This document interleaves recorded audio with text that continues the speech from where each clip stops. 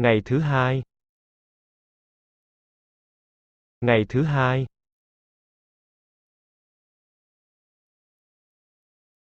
Ngày thứ ba. Ngày thứ ba.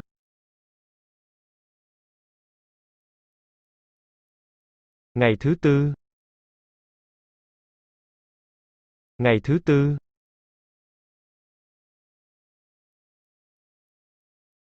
Ngày thứ năm. Ngày thứ năm.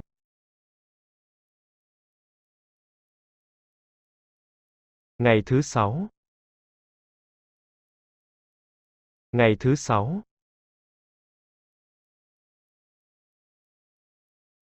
Ngày thứ bảy.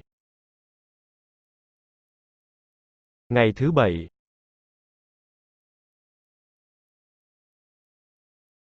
Ngày chủ nhật. Ngày chủ nhật.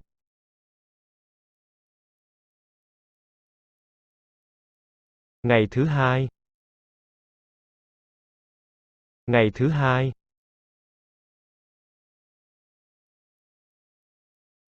Ngày thứ ba. Ngày thứ ba.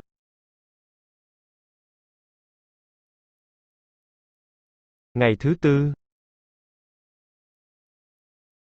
Ngày thứ tư.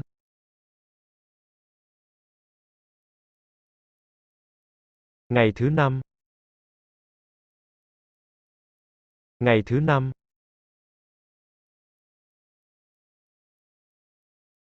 Ngày thứ sáu.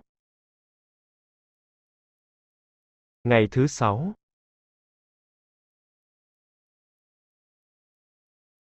Ngày thứ bảy. Ngày thứ bảy.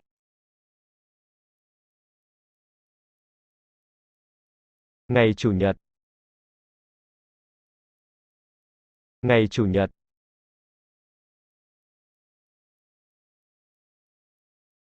Ngày thứ hai. Ngày thứ hai.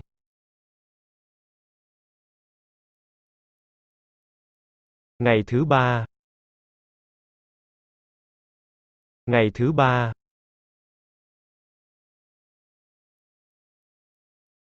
Ngày thứ tư. Ngày thứ tư.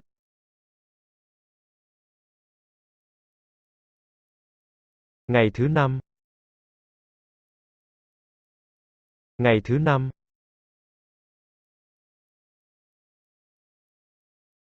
Ngày thứ sáu. Ngày thứ sáu.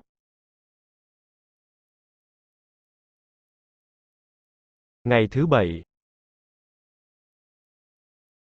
Ngày thứ bảy.